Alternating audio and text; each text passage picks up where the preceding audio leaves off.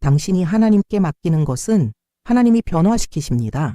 당신이 두려움으로 붙잡고 있는 것은 하나님께서 축복하실 수 없습니다. 캐서린 쿨만. 이 단순하고도 강력한 문장은 우리를 그리스도인의 삶에서 가장 도전적이고 변화시키는 진리 중 하나, 바로 온전한 맡김이라는 주제와 마주하게 합니다. 우리는 종종 상황, 사람, 아픔, 계획, 심지어 죄까지도 놓기를 두려워하며 움켜쥡니다. 그러나 성경은 분명히 말합니다. 너의 길을 여호와께 맡기라. 그를 의지하면 그가 이루시고. 시편 37로.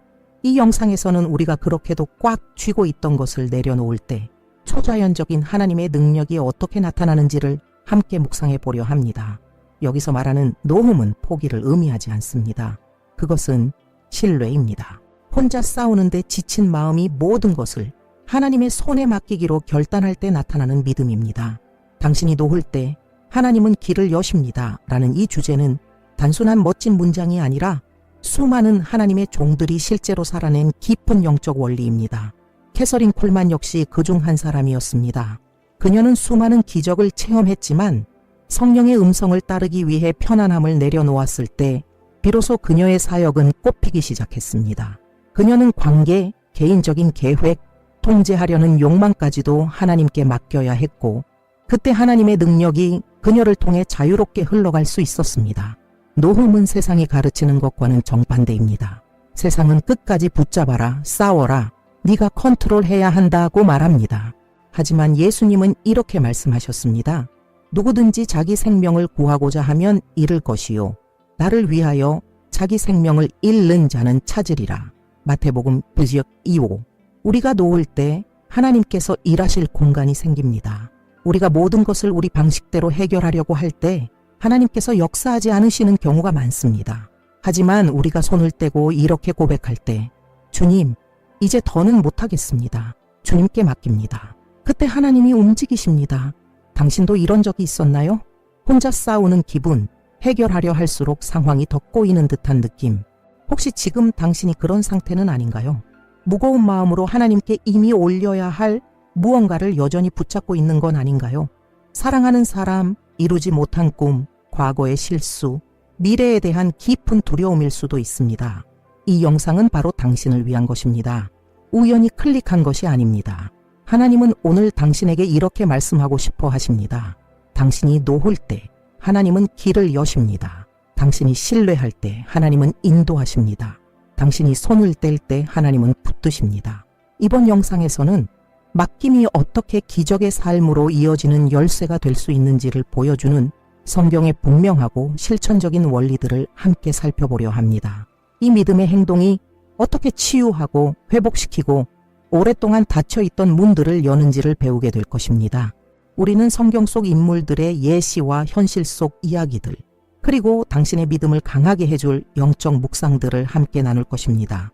그리고 만약 지금 이 말씀이 당신에게 꼭 필요하다고 느껴진다면, 하나님이 지금 당신에게 말씀하고 계신다는 것을 느낀다면 끝까지 함께 해주세요. 여기서 나누는 것은 단순한 콘텐츠가 아닙니다. 이것은 주님을 진짜로 신뢰하라는 부르심입니다. 오늘부터 당신의 신앙 여정을 바꿀 수 있는 메시지입니다. 계속하기에 앞서 이 여정에 함께 하시길 초대하고 싶습니다. 지금 채널을 구독해 주세요. 이곳에서는 매일같이 당신의 믿음을 세우고 위로하며 인도하는 말씀을 전하고 있습니다. 마치 하나님의 말씀으로 매일을 살아가게 해주는 영적 양식과도 같습니다. 미루지 마세요. 지금 구독 버튼을 누르고 알림 설정을 켜세요. 하나님께서 매일 당신에게 말씀하시도록 허락해드리세요. 원리 1. 포기는 하나님의 능력을 위한 자리를 여는 것이다. 캐서린 쿨만의 삶은 결정적인 한순간으로 인해 완전히 바뀌었습니다. 그녀는 성령님과의 교제를 잃지 않기 위해 가장 사랑하던 것을 포기하기로 결정했습니다. 그것은 고통스러운 결정이었지만 그녀의 사역을 완전히 변화시킨 선택이었습니다. 그녀는 예수님께서 누가복음 14장 33절에서 가르치신 말씀을 삶 속에서 깊이 깨달았습니다. 이와 같이 너희 중에 누구든지 자기의 모든 소유를 버리지 아니하면 능히 내 제자가 되지 못하리라. 캐서린은 하나님 뜻이 아님을 알면서도 사랑했던 관계를 끊었습니다. 마음이 찢어지는 일이었지만 바로 그 순종 이후 그녀의 사역에는 기적이 일어나기 시작했습니다. 하나님은 그녀의 항복한 마음을 통해 초자연적으로 역사하셨습니다. 중요한 점은 포기는 헛된 고통이나 종교적인 희생을 의미하는 것이 아니라는 것입니다. 그것은 사랑과 신뢰로 내리는 결단입니다. 당신이 당신을 붙잡고 있는 것을 놓을 때 하나님은 당신에게 초자연적인 날개를 주십니다. 마치 손에 돌을 꼭 쥐고 있으면서 선물을 받으려는 것과 같습니다. 그것을 놓을 때에야 비로소 받을 수 있습니다. 우리의 일상 속에서도 이 원리는 매우 실제적으로 적용됩니다. 한 젊은 여성이 있었습니다. 그녀는 사회적 지위와 재정적 안정이 보장된 직장에 다니고 있었지만 그곳은 매일 그녀의 기독교적 가치관을 훼손하는 환경이었습니다. 하나님께서 그녀를 다른 길로 부르고 계심을 느꼈지만 편안함을 잃는 것이 두려워 계속 머물러 있었습니다. 많은 기도 끝에 그녀는 그 직장을 내려놓기로 결단하고 믿음으로 나아갔습니다. 처음엔 모든 것이 후퇴처럼 느껴졌지만 몇 달 뒤 그녀는 자신이 가진 재능을 사용하고 사명을 따라 살아갈 수 있는 기독교 단체에 채용되었습니다. 그리고 하나님의 공급은 단 한 번도 끊이지 않았습니다. 포기는 끝이 아닙니다. 그것은 하나의 문입니다. 캐서린은 이를 삶으로 체험했습니다. 그녀가 가장 사랑하던 것을 내려놓았을 때 그것을 잃은 것이 아니라 하나님께서 더 크고 놀라운 것을 주실 공간을 마련한 것이었습니다. 지금 당신의 삶에서 얼마나 많은 기적이 아직 풀려나지 못한 채 머물러 있을까요? 단지 당신이 아직 내려놓지 못한 무언가 때문은 아닐까요? 성령님은 공간이 있을 때에만 자유롭게 역사하십니다. 그리고 그 공간은 우리가 이렇게 고백할 때 열립니다. 주님, 저는 무엇보다도 주님을 더 원합니다. 캐서린에게서 우리는 이런 진리를 배울 수 있습니다. 하나님은 거부하고 붙잡는 곳에서는 일하지 않으십니다. 하나님은 자유롭고 놓아버릴 준비가 된 신뢰하는 마음을 기다리십니다. 포기는 분명 아픕니다. 그러나 하나님의 임재는 그 어떤 아픔도 충분히 보상합니다. 그리고 시간이 지나면 오늘 당신이 희생처럼 느끼는 그 선택이 결국 간증이 됩니다. 원리 2. 성령님은 매일 함께 걸어가는 인격적인 분이시다. 캐서린 쿨만의 가장 인상 깊은 고백 중 하나는 바로 이것입니다. 성령님을 근심하게 하지 마세요. 그분은 제가 가진 전부입니다. 이 단순하고도 강력한 문장은 그녀가 하나님과 얼마나 깊은 친밀함을 나누며 살았는지를 보여줍니다. 그녀에게 성령님은 단순한 능력이나 멀리 있는 존재가 아니었습니다. 성령님은 실제로 존재하시며 사랑이 많고 섬세하시며 매일 함께 걸어가야 할 인격적인 분이셨습니다. 그녀는 자신의 말, 행동, 결정 하나하나에 성령님을 존중했습니다. 요한복음 14장 17절에서 예수님은 이렇게 약속하셨습니다. 내가 아버지께 구하겠으니 그가 또 다른 보혜사를 너희에게 주사 영원토록 너희와 함께 있게 하리니 그는 너희와 함께 거하시며 또 너희 속에 계시겠음이라. 캐서린은 이 말씀을 문자 그대로 믿고 살았습니다. 그녀는 성령님과 친한 친구와 대화하듯 이야기했습니다. 그것은 예배 중이나 설교 시간에만이 아니었습니다. 아침에 일어날 때, 옷을 입을 때, 무대에 오르기 전 혼자 있는 조용한 시간 속에서도 성령님은 항상 그녀와 함께 계셨습니다. 그분은 그녀의 늘 곁에 계신 동행자셨습니다. 이 원리는 우리로 하여금 믿음의 시선을 완전히 바꾸게 만듭니다. 많은 그리스도인들이 이론적인 신앙생활을 합니다. 성령님의 존재는 알지만 그분과 교제하며 살아가지는 않습니다. 캐서린은 우리에게 이렇게 가르쳐줍니다. 성령님과의 깊은 우정 없이는 열매 맺는 그리스도인의 삶은 불가능하다고. 우리는 그분과 함께 걸을 때 그분의 음성을 듣고 그분의 인도하심을 느끼고 초자연적인 하나님의 역사하심을 경험하게 됩니다. 이것이 가져오는 차이를 보십시오. 한 목사님은 수년간 설교하고 리더로서 모든 일을 잘 감당했지만 항상 뭔가 부족하다는 느낌이 들었다고 고백했습니다. 어느 날 캐서린 쿨만의 성령님과의 교제에 대한 메시지를 들은 후 그는 방에 들어가 문을 잠그고 이렇게 말했습니다. 성령님, 제가 당신이 여기 계신 걸 압니다. 하지만 진짜로 당신을 알고 싶습니다. 그날 밤은 그의 삶을 완전히 바꾸었습니다. 그는 진심으로 매일 성령님을 찾기 시작했고 그 열매는 분명히 드러났습니다. 더 큰 사랑, 더 민감한 영적 감각, 설교에서 나타나는 더 큰 능력, 그리고 한 번도 경험하지 못했던 평안함이 있었습니다. 성령님은 부드러운 미풍과 같습니다. 소리 지르지 않으시고 억지로 들어오지 않으십니다. 그분은 초대받기를 기다리십니다. 캐서린은 말했습니다. 비결은 자신의 재능이나 능력이 아니라 성령님의 임재라고. 그리고 그 임재는 오직 존중과 공간이 있는 곳에만 머무릅니다. 이 우정을 키우고 싶으신가요? 사랑하는 사람과 대화하듯 성령님과 이야기하는 것으로 시작하세요. 차 안에서 샤워 중에 점심을 준비하면서도 괜찮습니다. 성령님께 말씀을 드리고 그분의 음성에 귀 기울이세요. 결정을 내려야 할 때 이렇게 물어보세요. 성령님, 이것에 대해 어떻게 생각하세요? 그러면 점점 그분의 음성이 명확하게 들리고 그분의 임재는 분명해지며 당신의 삶은 변화될 것입니다. 캐서린 콜만은 이것을 실제로 살았던 사람입니다. 그리고 그녀는 누구나 이렇게 살 수 있다고 가르쳤습니다. 꼭 설교자가 될 필요도 무대에 서 있을 필요도 없습니다. 단지 매일 그분과 함께 걷고자 하는 마음이 필요할 뿐입니다. 원리 3. 참된 믿음은 이해하지 못해도 신뢰한다. 캐서린 콜만 사역의 가장 감동적인 특징 중 하나는 보증이 없어도 불가능을 믿는 그녀의 믿음이었습니다. 많은 치유 집회에서 그녀는 분명히 말했습니다. 자신이 기적을 일으키는 것이 아니며 왜 어떤 사람은 치유되고 어떤 사람은 그렇지 않은지 자신도 모른다고. 하지만 모든 것을 이해하지 못해도 그녀는 계속 하나님을 신뢰했습니다. 이것이 진짜 믿음입니다. 모든 답을 아는 것이 아니라 누구를 믿을 수 있는지를 아는 것. 하나님의 마음을 움직이는 믿음은 논리나 설명에 의존하는 믿음이 아니라 순수한 신뢰에 기반한 믿음입니다. 예수님은 마가복음 11장 24절에서 이렇게 말씀하셨습니다. 그러므로 내가 너희에게 말하노니 무엇이든지 기도하고 구하는 것은 받은 줄로 믿으라. 그리하면 너희에게 그대로 되리라. 보고 믿으라가 아니라 아직 보지 못해도 믿으라는 것입니다. 캐서린은 이 말씀을 매우 진지하게 받아들였습니다. 그녀는 강단에 설 때 공허한 약속을 하지 않았습니다. 그녀는 단지 사람들이 자신이 아닌 예수님을 바라볼 수 있는 분위기를 만드는 것뿐이었습니다. 왜냐하면 효과 있는 믿음은 믿음 자체에 대한 믿음이 아니라 하나님에 대한 믿음이기 때문입니다. 우리는 종종 신뢰하기 전에 모든 것을 이해하고 싶어 합니다.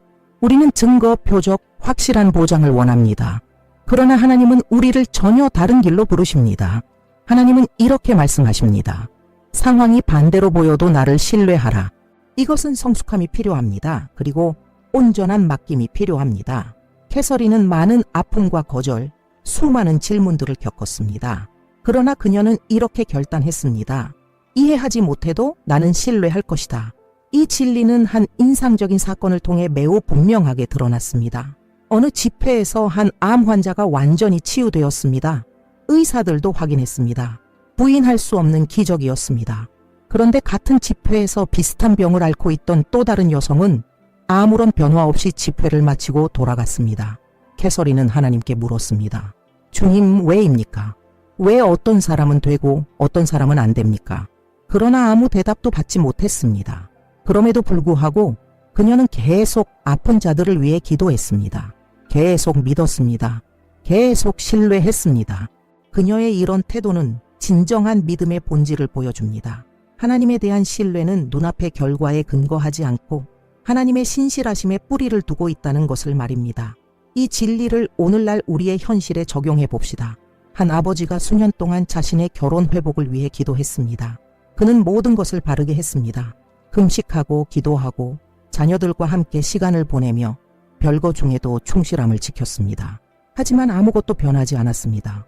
그러던 어느 날 믿음에 관한 메시지를 듣던 중 그의 마음을 깊이 찌르는 한 문장을 들었습니다. 당신이 이해하지 못하더라도 계속 신뢰하세요. 하나님은 당신이 보지 못하는 곳에서 일하고 계십니다. 그것은 마치 하늘에서 불어온 숨결 같았습니다. 그는 결과를 통제하려는 시도를 멈추고 단지 하나님 안에서 쉬기로 결단했습니다. 2달 후 아무런 예고도 없이 아내가 그를 찾아왔습니다. 대화를 원했고 그것은 불가능해 보이던 화해의 시작이었습니다. 하지만 그 일이 일어난 것은 그가 이해하려는 집착을 내려놓고 단순히 신뢰하기로 선택했을 때였습니다. 이것이 바로 캐서린 콜만이 자신의 삶으로 우리에게 가르쳐 준 것입니다. 믿음은 증거를 필요로 하지 않습니다. 결단을 필요로 합니다. 우리가 이렇게 말할 때입니다. 하나님 비록 이해하지 못하더라도 주님이 주관하고 계심을 믿기로 선택합니다. 이런 믿음이 하나님을 기쁘시게 합니다. 히브리서 11장 6절은 말합니다. 믿음이 없이는 하나님을 기쁘시게 하지 못하나니 진짜 믿음은 단지 기적을 받기 위한 것이 아니라 광야를 지나기 위한 것이고 침묵 속에서도 흔들리지 않기 위한 것이며 아무것도 이해되지 않을 때에도 마음을 깨끗하게 지키기 위한 것입니다. 어쩌면 지금 당신도 모든 것이 이해되지 않는 상황 속에 있을지도 모릅니다. 기도했고 찾았고 할 수 있는 모든 걸 했지만 아직 아무 일도 일어나지 않았습니다. 하나님은 당신을 더 깊은 믿음으로 부르고 계십니다. 거래하는 믿음이 아니라 신뢰하는 믿음으로 이렇게 고백하는 믿음입니다. 주님, 이것이 주님의 뜻이라면 아멘입니다. 주님의 뜻이 아니라면 그래도 나는 주님을 예배하겠습니다. 이것은 너무나 강력한 고백입니다. 그리고 하나님은 이런 태도를 존중하십니다. 캐서린은 결코 믿음을 조작의 도구로 사용하지 않았습니다. 그녀는 믿음이 곧 관계임을 가르쳤습니다. 아버지를 바라보며 이렇게 말하는 것, 주님, 저는 주님이 어떤 분인지 압니다. 그것이면 충분했습니다. 그녀 자신도 왜 자신이 그렇게 많은 비판을 받아야 했는지, 왜 그렇게 아픈 포기들을 해야 했는지 이해하지 못했습니다. 그러나 그녀는 신뢰했습니다. 그래서 하나님께서 그녀를 지금까지도 수많은 이들에게 영감을 주는 방식으로 사용하셨던 것입니다. 당신도 이 믿음을 살아낼 수 있습니다. 이것은 대단한 사람들만을 위한 것이 아닙니다. 겸손하고 준비된 마음을 가진 모든 사람들을 위한 것입니다. 조금씩 시작하세요. 매번 어려움 앞에서 이렇게 말해보세요. 하나님, 이해하지는 못하지만 저는 주님을 신뢰합니다. 그것을 습관으로 만드세요. 시간이 지나면 모든 이해를 초월하는 평안이 당신의 마음을 채우는 것을 경험하게 될 것입니다. 참된 믿음은 모든 문제를 없애주지는 않습니다. 하지만 절망을 없애줍니다. 그것은 쉼을 줍니다. 그리고 많은 경우 우리가 전혀 기대하지 않았던 순간에 하나님께서 길을 여십니다. 우리가 이해했기 때문이 아니라 신뢰했기 때문입니다. 원리 4. 기름 부으심은 단순한 순종을 따른다. 캐서린 쿨만의 삶에서 가장 인상적인 측면 중 하나는 그녀가 자신을 특별한 사람으로 보지 않았다는 점입니다. 그녀는 이렇게 말하곤 했습니다. 하나님은 금이나 은의 그릇을 찾지 않으십니다. 항복된 그릇을 찾으십니다. 그녀 위에 임했던 기름 부음의 비결은 복잡한 것이 아니라 단순한 일에도 계속해서 순종했던 삶 속에 있었습니다. 캐서린은 항상 분명하게 말했습니다. 자신에게 하나님의 능력을 끌어당길 만한 무언가가 있었던 것이 아니라 자신이 이해하지 못할 때조차도 예라고 말했기 때문에 성령님이 자신을 사용하셨다고. 이 진리는 깊은 의미를 담고 있습니다. 우리는 종종 하나님께 순종하기 위해 거대한 표적이나 특별한 순간을 기다립니다. 그러나 사람들의 삶을 변화시키고 치유하며 자유케 하는 기름 부으심은 매일의 작은 순종에서 시작됩니다. 사무엘상 15장 22절에 이렇게 기록되어 있습니다. 순종이 제사보다 낫고 하나님은 겉으로 드러나는 행위를 원하시는 것이 아니라 단순하고 작아 보여도 그분의 음성을 듣고 따르려는 마음을 찾고 계십니다. 캐서린은 자신의 사역 초기에 집회 중에 성령님께서 구체적으로 어떤 일을 하라고 인도하시는 것을 자주 느꼈다고 말합니다. 어떤 사람을 부르라든지 찬송가를 부르라든지 잠잠히 기다리라는 식이었습니다. 그녀는 그 이유를 이해하지 못했지만 순종했습니다. 그리고 바로 그 민감한 순종의 분위기 속에서 기적들이 일어났습니다. 그녀는 하나님의 인도하심보다 자신의 논리를 앞세우지 않았기 때문에 하나님의 임재가 자유롭게 나타날 수 있었습니다. 이 원리는 우리에게 실천적인 믿음을 살도록 도전합니다. 하나님께서 우리에게 어떤 단순한 일을 시키셨을 때 이건 너무 사소한데라며 무시하고 넘긴 적이 얼마나 많을까요? 세 자녀를 둔 한 기독교 여성은 어느 날 경건의 시간 중에 몇 달 동안 연락하지 않았던 친구에게 격려의 메시지를 보내라는 강한 마음의 감동을 느꼈습니다. 처음에는 이상하게 느껴졌고 단지 상상일지도 모른다고 생각했지만 결국 순종하기로 했습니다. 그녀는 한 성경 구절과 함께 메시지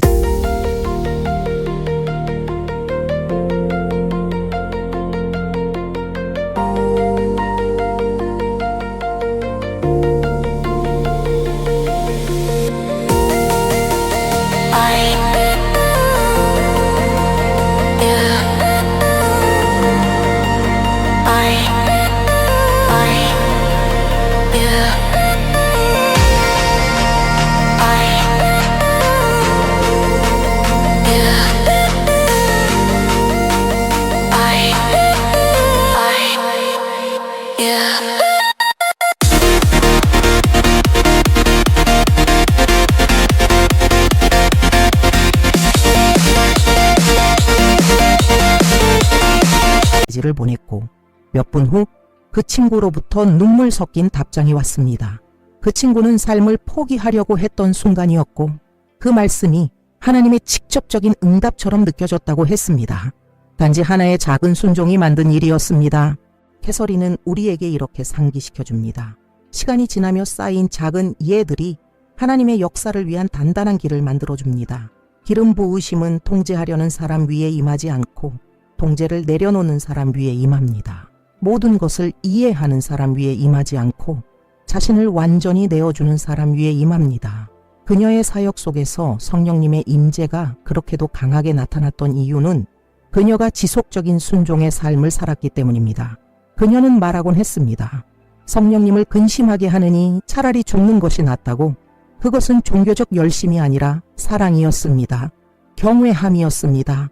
온전한 헌신이었습니다. 그리고 바로 그 헌신이 하나님께서 그녀를 놀라운 영적 권위로 사용하실 수 있게 만든 열쇠였습니다. 순종은 하나의 씨앗과 같습니다. 때로는 심고 나서 바로 아무것도 보이지 않을 수 있지만 정해진 때에 열매를 맺습니다.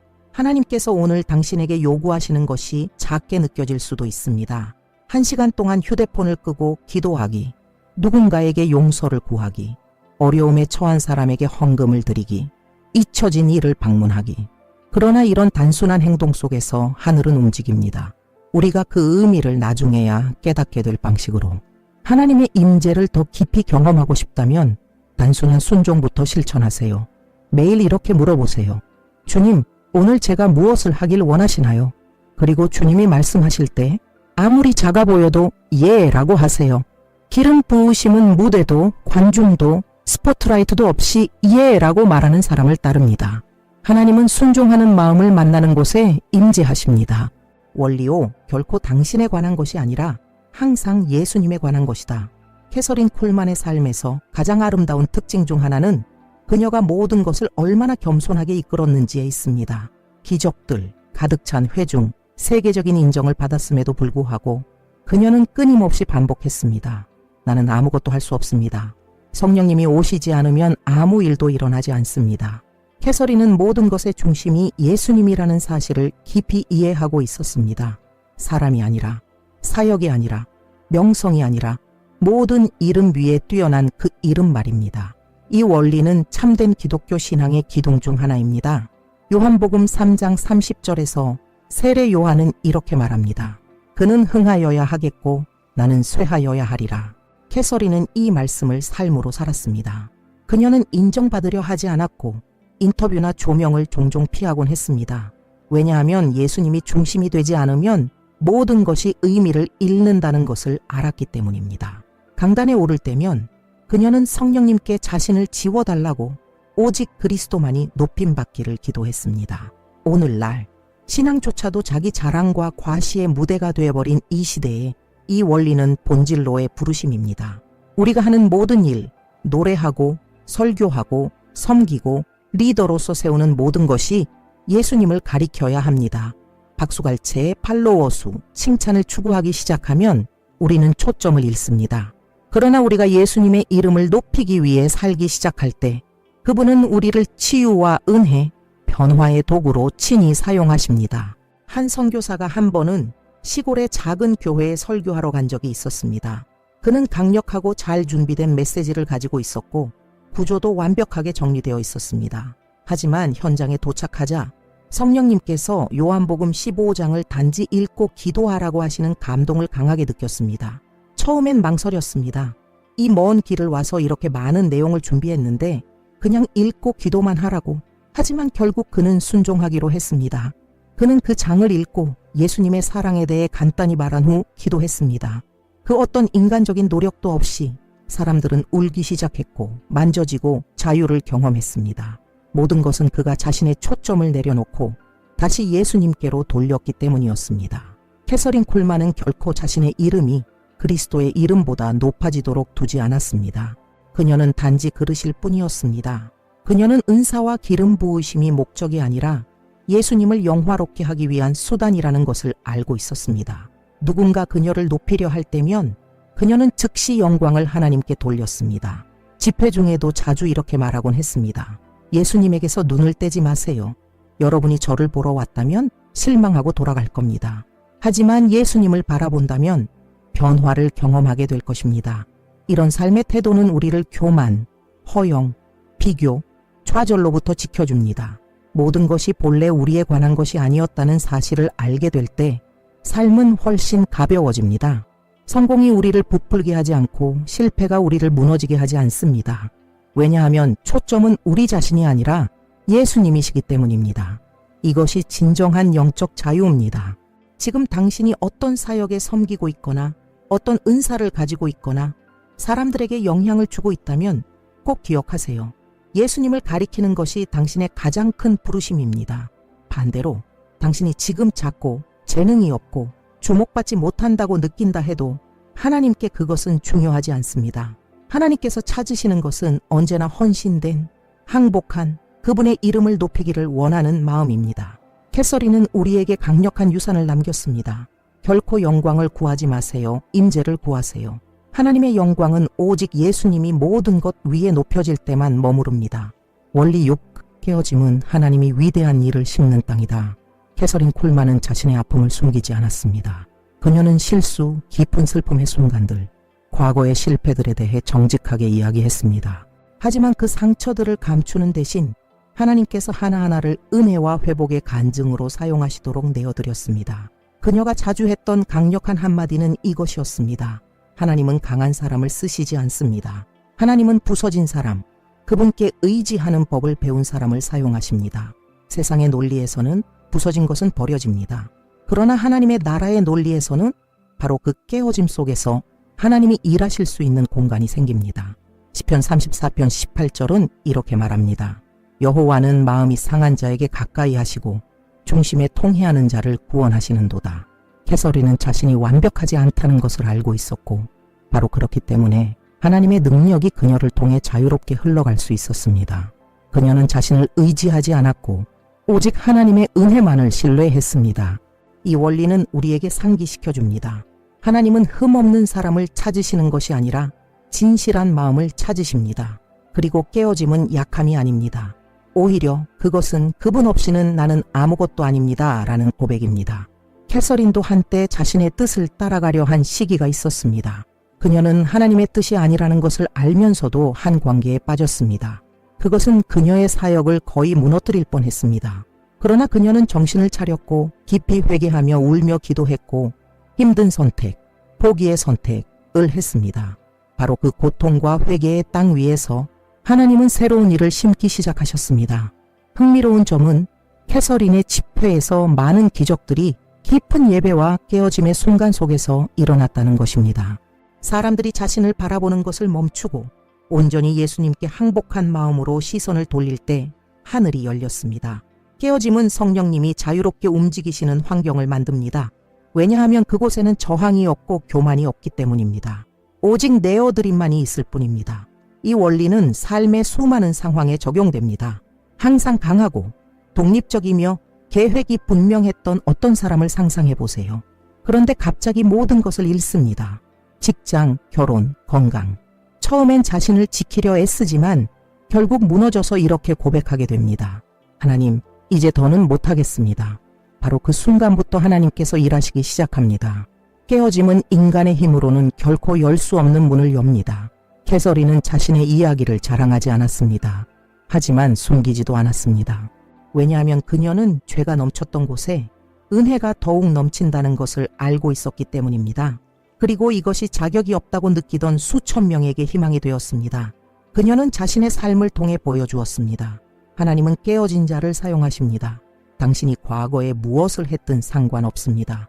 오늘 당신이 하나님께 자신을 내어드린다면 하나님은 당신의 죄에서 아름다움을 창조하실 수 있습니다.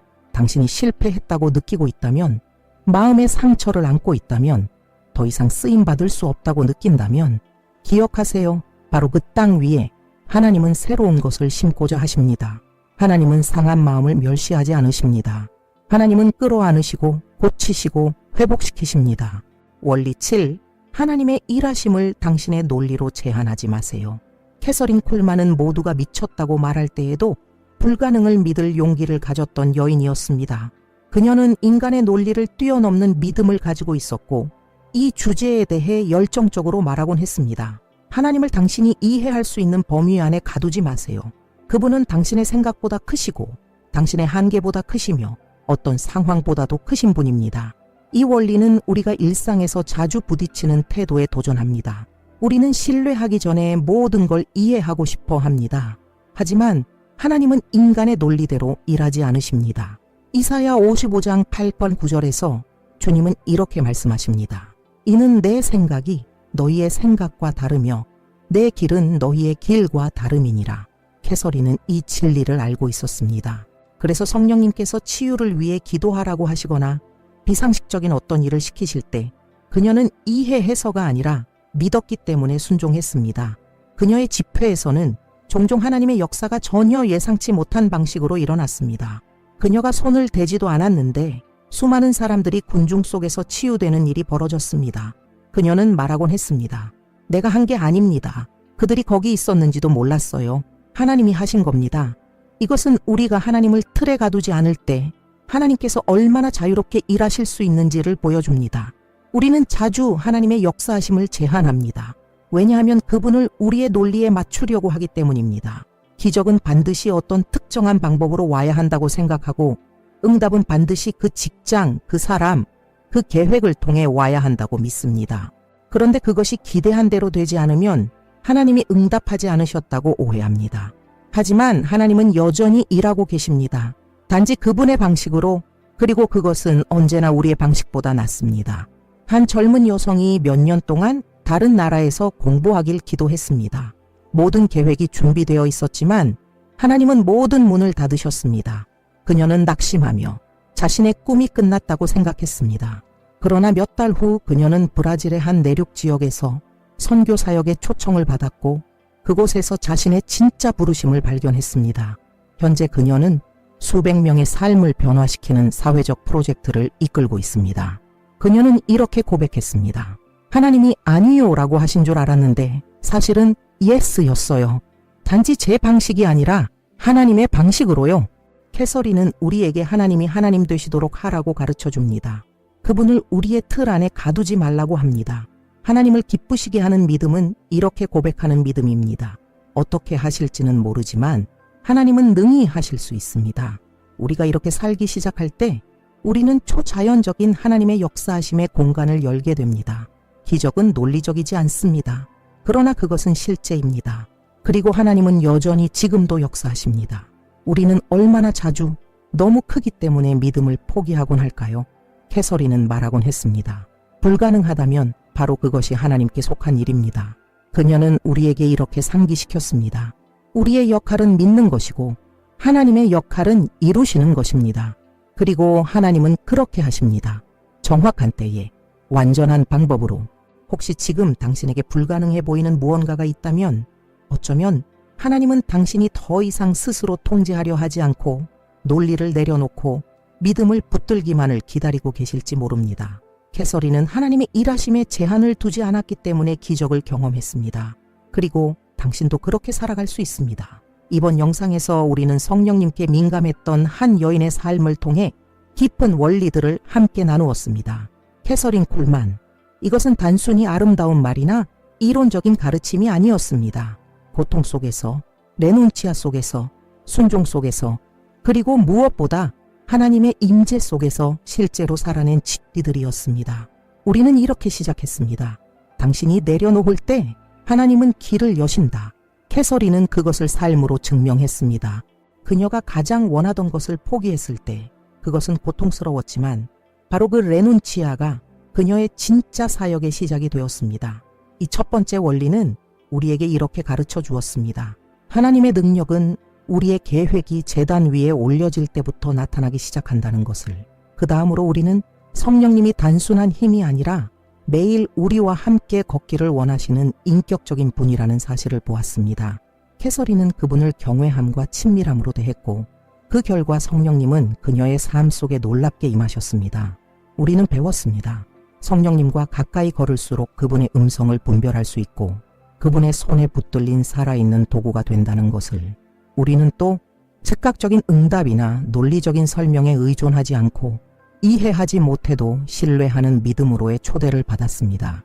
캐서린은 하나님의 외를 다 이해하지는 못했지만 결코 그분을 믿는 것을 멈추지 않았습니다. 그리고 바로 그 신뢰가 그녀의 지폐의 하늘을 열었습니다. 또한 우리는 단순한 순종의 중요성에 대해 이야기했습니다. 작아 보이지만 영원한 열매를 맺는 순종 말입니다. 캐서린은 작은 일에도 성령님께 예라고 했기 때문에 쓰임받았습니다. 저항 없는 마음이 있을 때 기름 부으심은 자유롭게 흘러갑니다. 그리고 우리는 마음 깊은 곳을 울리는 주제를 마주하게 되었습니다. 바로 깨어짐입니다. 캐서린은 자신의 상처를 숨기지 않았습니다. 오히려 하나님께서 그것들을 구속의 은혜의 간증으로 사용하시도록 내어드렸습니다. 우리는 알게 되었습니다. 하나님은 상한 마음을 외면하지 않으시며 아픔을 사역으로, 실패를 강함으로 과거를 하나님의 영광을 드러내는 발판으로 변화시키신다는 사실을. 그 다음 우리는 하나님을 인간의 논리로 제한하지 말라는 도전을 받았습니다. 캐서린은 모든 것이 이해되지 않아도 하나님의 주권적인 일하심을 신뢰했습니다. 이것은 우리에게 하나님을 우리의 기대의 틀에서 풀어드릴 것, 그분이 하나님 되시도록 내어드릴 것을 가르쳐 줍니다. 자유롭고 창조적이며 전능하신 분으로 말입니다. 그리고 마침내 우리는 가장 본질적인 원리에 도달했습니다. 결코 우리에 관한 것이 아니라 언제나 예수님에 관한 것이다. 캐서린은 스포트라이트를 거절했습니다. 왜냐하면 그녀는 영광이 오직 예수님께만 속한 것임을 알고 있었기 때문입니다. 진짜 믿음을 살기 원한다면 우리는 매일 기억해야 합니다. 우리의 부르심도, 우리의 은사도, 우리의 삶도 모든 것은 예수님의 이름을 높이기 위해 존재한다는 것을. 이 7가지 원리는 단지 하나님의 여인이 남긴 유산이 아닙니다. 그것은 변화를 향한 초대장입니다. 이 말씀들은 오늘 당신 마음에 심길 수 있는 씨앗입니다. 그리고 당신이 그것을 심고 지키기로 결단한다면 영원한 열매가 맺힐 것입니다. 하나님께서 캐서린의 삶에 하셨던 일들, 당신의 삶에도 행하시길 원하십니다. 그러나 그녀가 말했듯이 당신이 예라고 말해야 합니다. 성령님은 신사이십니다. 절대 강요하지 않으십니다. 초대받기를 기다리십니다. 그래서 저는 당신에게 한 가지 도전을 드리고 싶습니다. 이번 주 이 7가지 중 하나의 원리를 선택해서 깊이 실천해 보세요. 어쩌면 지금은 내려놓아야 할 때일 수도 있고 하나님께서 단순한 순종으로 부르고 계실 수도 있습니다. 혹은 혼자가 아님을 기억해야 할 때일지도 모릅니다. 성령님께서 지금도 당신과 동행하길 원하십니다. 어디서 시작하든 상관없습니다. 중요한 것은 시작하는 것입니다. 하나님은 이미 준비되어 계십니다. 그분은 당신의 이해만을 기다리고 계십니다. 힘으로 되지 아니하며 능으로 되지 아니하고 오직 나의 영으로 되느니라. 스가랴 4:6. 오늘 이 진리가 당신의 마음 깊이 울려 퍼지기를 바랍니다. 당신의 힘으로는 할 수 없는 것들을 하나님은 그분의 성령의 한 숨결로 이루실 수 있습니다. 당신이 내려놓을 때 하나님은 길을 여십니다. 당신이 신뢰할 때 하나님은 일하십니다. 당신이 항복할 때 하늘이 움직입니다. 캐서린 쿨만의 삶에서 역사하셨던 바로 그 성령님께서 오늘 당신 안에도 강력하게 역사하시길 원하십니다. 그저 이렇게 말하세요. 예, 주님, 주님의 뜻을 이루소서. 이제 제가 당신을 초대합니다. 이 영상에서 가장 마음에 와닿았던 내용을 댓글로 남겨보세요. 어쩌면 당신의 한마디가 오늘 누군가에게 꼭 필요한 메시지가 될 수 있습니다. 그리고 아직 채널을 구독하지 않으셨다면 지금 바로 구독 버튼을 눌러주세요. 알림 설정도 꼭 해두세요. 다음 영상에서는 당신의 영적 여정을 한층 더 깊은 곳으로 이끌어줄 메시지가 기다리고 있습니다. 성장, 치유, 하나님의 인도하심이 가득한 시간이 될 것입니다. 기억하세요. 당신이 내려놓을 때 하나님은 길을 여십니다. 다음 영상에서 만나요. 하나님께서 당신을 강력하게 축복하시기를.